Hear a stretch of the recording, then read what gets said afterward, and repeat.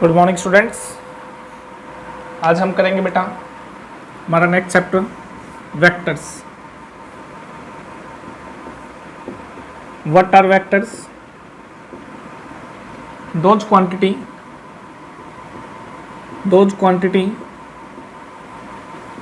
which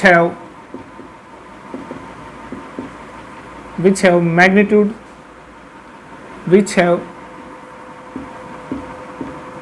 magnitude, as well as direction,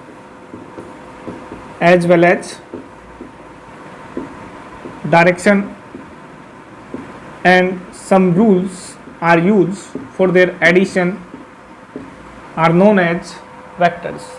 ऐसी सारी quantity जिनका मैग्नीट्यूड भी होता है और जिनके पास डायरेक्शन भी होती है और उनको ऐड करने के लिए हम क्या करेंगे, कुछ रूल्स का भी यूज करेंगे। Those quantity are known as vectors. इससे पहले जितने भी हमने क्वांटिटी पढ़ी है बच्चों, वो ज़्यादातर कैसी थी? स्केलर्स क्वांटिटी थी, जिनके पास ओनली मैग्नीट्यूड था, जो डायरेक्शन के अकॉर्डिंग अपने आप को चेंज नहीं कर पाते, उसको हम बोलते हैं स्केलर्स क्वांटिटी। बट जो डायरेक्शन के अकॉर्डिंग अपना मैग्नीट्यूड भी डायरेक्शन के अकॉर्डिंग पॉजिटिव और नेगेटिव इस तरह से रिप्रेजेंट किए जाते हैं, those quantities are known as vectors. And what are the types of vectors? Number 1, सबसे पहले unit vector. What is unit vector?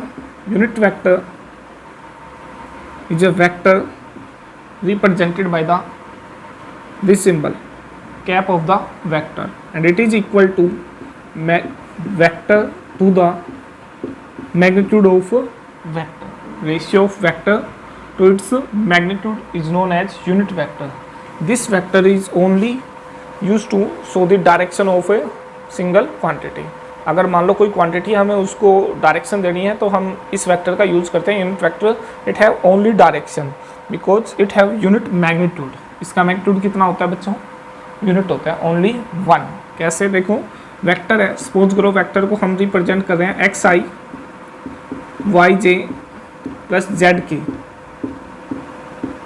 तो मैग्नीट्यूड कितना हो जाएगा? अंडर द रूट i वाले के आगे जो x का स्केयर, j के आगे y का स्केयर, के क्या गया z का स्केयर। एक्स वाई जेड यहाँ पे क्या है? एक्स वाई जेड क्या है बच्चों? यहाँ पे एक्स वाई और जेड तो हो गया पोजीशन। आई जे के क्या है? आई है vector along X direction, J क्या है? Vector along Y direction, K क्या है? Vector along Z direction. ठीक है, और फिर उसका ये आ गया magnitude X square Y square plus Z square. इन दोनों का रेशियो करोगे तो उसको हम क्या बोल देंगे? Unit vector. एक एग्जाम्पल लेके करते हैं जिसका हम क्या फाइंड आउट करेंगे? Unit vector. सपोज कर देते हैं ए वेक्टर है बच्चों 2i plus 3j plus 4k, ये एक वेक्टर है। तो यूनिट वेक्टर क्या हो जाएगा इसका? यूनिट वेक्टर अपॉन इसका मैग्नीट्यूड। ठीक है, कैसे लेंगे? वेक्टर कितना है हमारे पास? 2i plus 3j plus 4k, ये तो हो गया हमारा वेक्टर। अपॉन में इसका मैग्नीट्यूड कैसे लेंगे? अंडर द रूट i वाले के आगे 2 का स्केयर 4, j के आगे 3 का स्केयर 9, k के आगे 4 का स्केयर 16। तो टोटल हो गया ये हमारा, इसको सोल्व करेंगे 2i plus 3j plus 4k upon में कितना आएगा? Under the root 29। ये हो गया हमारा यूनिट वेक्टर। कैसे किया हमने? वेक्टर को किससे डिवाइड कर दिया? उसके मैग्नीट्यूड से। तो इस तरह से हमारा क्या बन गया बच्चों? Unit vector. नेक्स्ट करते हैं हम टॉपिक यूनिट वेक्टर के बाद second type position vector. Position vector क्या होगा? जो किसको रिप्रेजेंट करेगा? पोजीशन को रिप्रेजेंट करेगा। उस तरह के वेक्टर को हम क्या बोल देंगे? Position vector. ठीक है, इसी तरीके से डिस्प्लेसमेंट वेक्टर क्या होगा? जो डिस्प्लेसमेंट को रिप्रेजेंट करेगा। पैरेलल वेक्टर्स क्या होंगे? जो एक दूसरे के पैरेलल होंगे। एंटी पैरेलल क्या होगा? जो एक दूसरे के एंटी पैरेलल होंगे। तो नाम से ही पता लग जाएगा वेक्टर्स कई टाइप चल रहे हैं सारे। ठीक है, कौन सा है? सेकंड है हमारा पोजीशन वेक्टर। पोजीशन वेक्टर क्या होगा? सपोज करो ये पॉइंट हमारा x y z, ये इसकी पोजीशन है कोऑर्डिनेट सिस्टम से। x एक्सिस, y एक्सिस और ये z एक्सिस, ये हमारा पॉइंट है जो कि x y और z इसका पॉइंट है। ठीक है। तो ये हमने वेक्टर निकालने हैं, ये वेक्टर है जो ओरिजिन से किधर की तरफ है बच्चों, इस पॉइंट P की तरफ है। तो कैसे निकालेंगे ये वेक्टर, OP वेक्टर कैसे फाइंड आउट करेंगे, position vector xi yj zk। यहाँ पे i जो वेक्टर है वो है unit vector along x direction, unit vector along x direction. जो j है वो है unit vector along y direction, और जो k है वो है unit vector along z direction,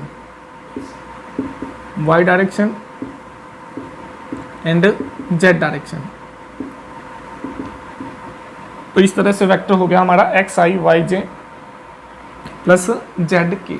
ठीक है बच्चों, आसान से ही चल रहा है।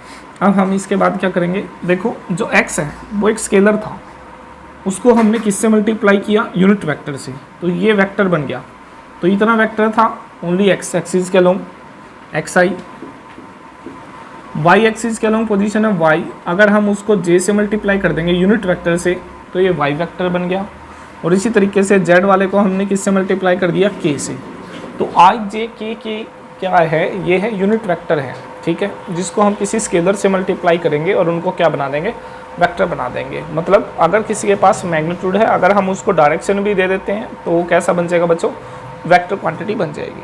ठीक है, ये था हमारा पोजीशन वेक्टर।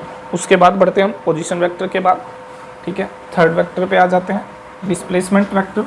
अब डिस्प्लेसमेंट वेक्टर किसको रिप्रेजेंट करेगा, डिस्प्लेसमेंट वेक्टर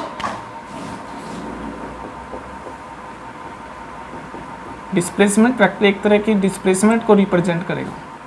कैसे डिस्प्लेसमेंट को कैसे रिप्रेजेंट करेगा वो समझते हैं, डिस्प्लेसमेंट वेक्टर। ठीक है, सपोज करो एक पॉइंट ये है x1 y1 z1, दूसरा पॉइंट है x2 y2 z2, ये हो गया पॉइंट Q। अगर यहाँ से यहाँ तक कोई बॉडी शिफ्ट कर चुकी है और हमें उसका क्या निकालना है, डिस्प्लेसमेंट वेक्टर निकालना है, तो कैसे निकालेंगे, या तो पहले वाले का पोजीशन निकाल लो, दूसरे का निकाल लो, या हम डायरेक्ट भी निकाल सकते हैं x2 minus x1 i y2 minus y1 j z2 minus z1 into k। वो देखना पड़ेगा हमें पॉइंट P से Q शिफ्ट किया है या Q से P, उसी के अकॉर्डिंग आएगा x2 minus x1 y2 minus y1 z2 minus z1। हो गया बच्चों क्लियर, ठीक है, बिल्कुल ही बेसिक सा था। ये था हमारा डिस्प्लेसमेंट वेक्टर। हर एक टॉपिक को बिल्कुल अच्छे से समझेंगे ताकि +2 में भी हमारे काम आएगा ये, और आगे भी नीट जेई वगैरह में भी काम आती है चीज़ें। बिल्कुल बेसिक सी बातें होती है, छोटी छोटी बातें, बस उसका एग्जैक्ट मीनिंग हमें अगर पता है तो हमें कोई इन फ्यूचर कोई प्रॉब्लम आने वाली नहीं है। थर्ड हो गया हमारा displacement vector. Fourth, displacement vector के बाद नेक्स्ट कौन सा वेक्टर आ गया बच्चों, नल वेक्टर। नल वेक्टर नाम से ही पता लग रहा है, नल वेक्टर क्या होगा, जिसका मैग्नीट्यूड होगा 0, जिसका मैग्नीट्यूड कितना होगा, 0 होगा। Such a vector is known as null vector. ठीक है, सपोज करो मैं बोल रहा हूँ कि एक ऑब्जेक्ट है, उसको ऊपर की तरफ फेंक दिया, मैक्सिमम हाइट पे उसकी वेलोसिटी बताओ बच्चों कितनी आएगी, मैक्सिमम हाइट पे उसकी वेलोसिटी 0 आएगी। मैक्सिमम हाइट पे वेलोसिटी 0 आएगी तो वेलोसिटी वेक्टर कैसा हो जाएगा उसका, 0, नल वेक्टर। तो such a vector which have 0 magnitude is known as null vector. कैसा वेक्टर हो जाएगा हमारा, नल वेक्टर। नल वेक्टर के बाद आ जाएगा पैरेलल वेक्टर्स। पैरेलल वेक्टर्स कैसे हो जाएंगे, ऐसे वेक्टर्स जिनका magnitude may be possible same हो या ना हो, लेकिन डायरेक्शन जरूर सेम हो।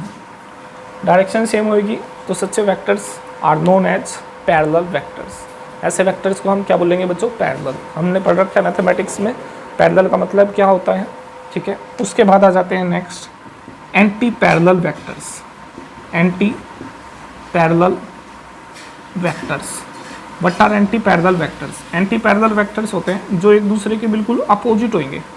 कैसे हो जाएंगे, एक दूसरे के बिल्कुल अपोजिट हो जाएंगे, एक ही तरह एक ही तरह, दोनों की डायरेक्शन कैसी हो जाएगी, अपोजिट हो जाएगी। इस तरह के वेक्टर्स को हम क्या बोल देंगे, एंटी पैरेलल वेक्टर्स। तो पता लग गया बच्चों हमें parallel vectors, anti parallel vectors, null vector, displacement vector, position vector, ठीक है। तो ये सारे क्या है हमारे वेक्टर्स के टाइप है। इस तरह से बहुत से टाइप हो सकते हैं, ठीक है। को प्लेनर वेक्टर जो सेमी प्लेन में होंगे, कोलिनियर वेक्टर जो सेम लाइन के अंदर होंगे, और क्या हो गया localise vector, position vectors, displacement vector, इस तरह के बहुत सारे वेक्टर्स होते हैं, ठीक है। अब हम आ जाते हैं सीधे हमारे टॉपिक पे, जिसका नाम है प्रोडक्ट ऑफ वेक्टर्स। सबसे पहले मैं तुम्हें यही टॉपिक करवा रहा हूँ बच्चों, प्रोडक्ट ऑफ वेक्टर्स। ईजी सा ही टॉपिक है और पहले यही करना चाहिए हमें, product of vectors. Product of vectors क्या होता है? प्रोडक्ट ऑफ वेक्टर्स, ठीक है। दो तरह का प्रोडक्ट होता है। नंबर 1 सबसे पहले है dot product of vector. Dot product में क्या आएगा? A dot B. A dot B किसके इक्वल आएगा बच्चों? हमारा ए बी कोस थीटा। मतलब अगर दो वेक्टर के बीच में जो प्रोडक्ट है उसका जो सिंबल है वो डॉट है, तो उसका जो रिजल्ट आएगा वो आएगा स्केलर क्वांटिटी आएगा, इसलिए हम इसको स्केलर प्रोडक्ट भी बोलते हैं। कौन सा प्रोडक्ट बोलेंगे हम इसको? स्केलर प्रोडक्ट, ठीक है। आएगा किसके इक्वल? ए बी, डॉट हटाओगे तो क्या आएगा बच्चों? Cos theta. तो ये आ गया हमारा डॉट प्रोडक्ट, ठीक है। और सिमिलरली अगर हम करते हैं क्रॉस प्रोडक्ट, तो बिल्कुल ही बेसिक से ही टॉपिक चल रहा है हमारा क्रॉस प्रोडक्ट। क्रॉस प्रोडक्ट क्या होगा? इसी में ही सेम दो वेक्टर के बीच में कौन सा प्रोडक्ट आ जाएगा? क्रॉस आ जाएगा, ए क्रॉस बी। तो ए क्रॉस बी कितना हो जाएगा हमारा? A B sine theta. लेकिन इसका जो रिजल्ट आएगा उसको हमने डायरेक्शन देनी है, इसलिए डायरेक्शन आएगी, तो इसलिए इसको वेक्टर प्रोडक्ट बोलेंगे। और डायरेक्शन देने के लिए एक नॉर्मल यूनिट वेक्टर का यूज होता है। तो इट मीन्स यूनिट वेक्टर क्या काम आता है? किसी को डायरेक्शन देने के काम आते हैं। अगर वो पहले से स्केलर है तो डायरेक्शन देंगे कैसे? उसको एक नॉर्मल यूनिट वेक्टर से उसको क्या कर देंगे? मल्टीप्लाई कर देंगे।